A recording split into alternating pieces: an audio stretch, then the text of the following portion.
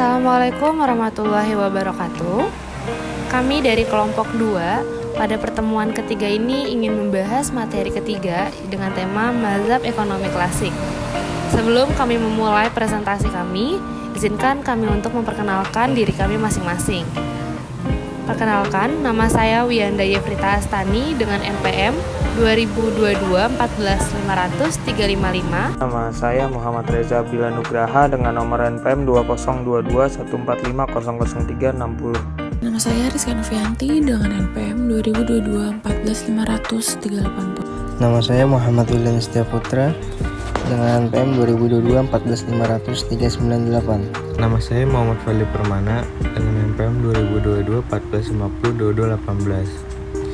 Pertama-tama, di sini saya akan menjelaskan latar belakang timbulnya pemikiran aliran ekonomi klasik. Pemikiran aliran ekonomi klasik muncul pada abad ke-18 dan ke-19 sebagai respons terhadap kondisi sosial dan ekonomi saat itu. Beberapa faktor utama yang mempengaruhi timbulnya aliran ini adalah revolusi industri, pertumbuhan kapitalisme, dan perubahan dalam struktur sosial.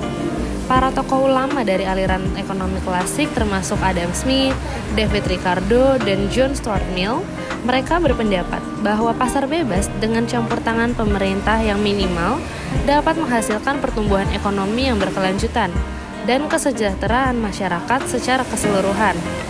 Adam Smith, misalnya, terkenal dengan karyanya, yaitu The Wealth of Nations pada tahun 1776, di mana ia mengusulkan konsep tangan tak terlihat atau invisible hand yang mengemukakan bahwa individu yang bertindak demi kepentingan pribadi akan secara tidak sengaja berkontribusi pada kesejahteraan masyarakat.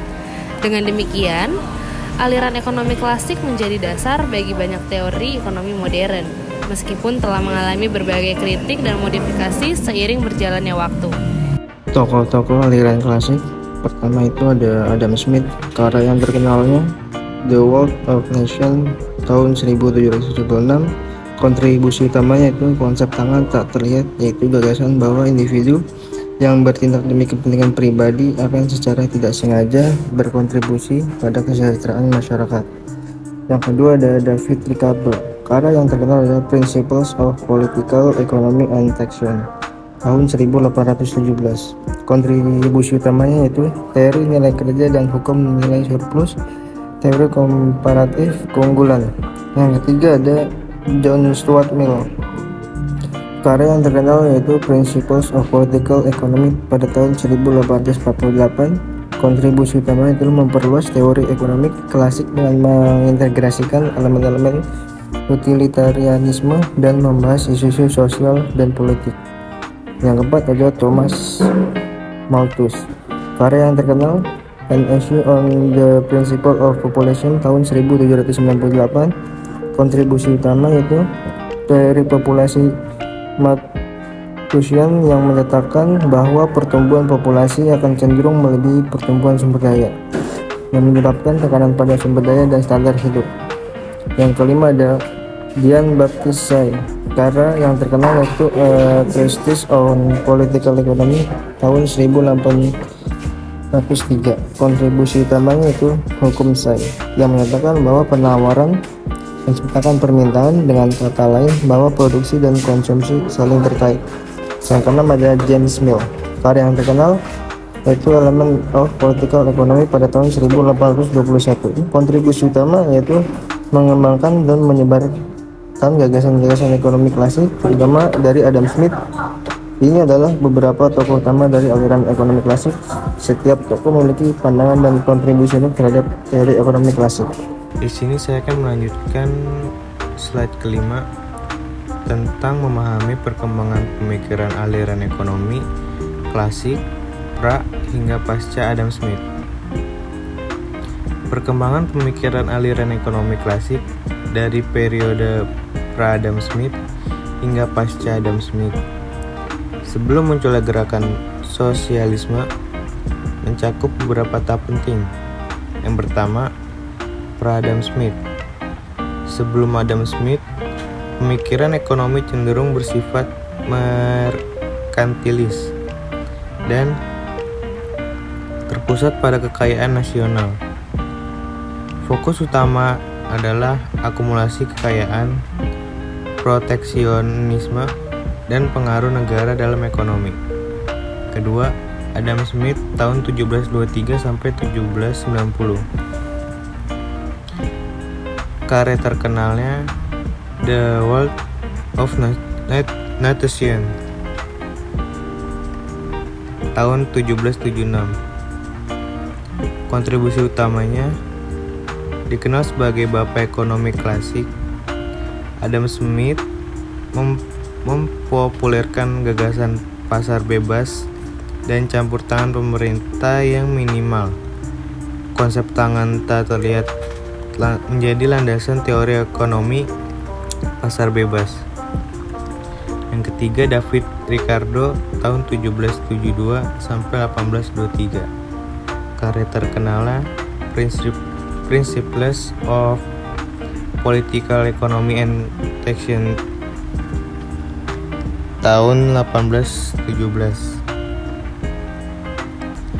Kontribusi utamanya mengembangkan teori nilai kerja dan memperkenalkan teori komparatif keunggulan yang menekankan pada keuntungan dari perdagangan bebas antar negara. Yang keempat, John Stuart Mill tahun 1806 sampai 1873.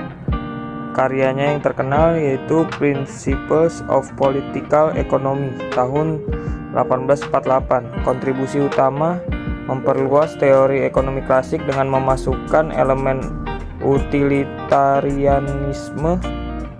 Mill juga membahas isu-isu sosial dan politik yang berkaitan dengan ekonomi. Yang kelima, prososialisme. Pada tahap ini pemikiran ekonomi klasik mulai menghadapi tantangan dari gerakan sosialis. Tokoh seperti Henry Saint-Simon, Charles Fourier, dan Robert Owen mulai mengemukakan kritik terhadap ketimpangan sosial yang dihasilkan oleh sistem kapitalis.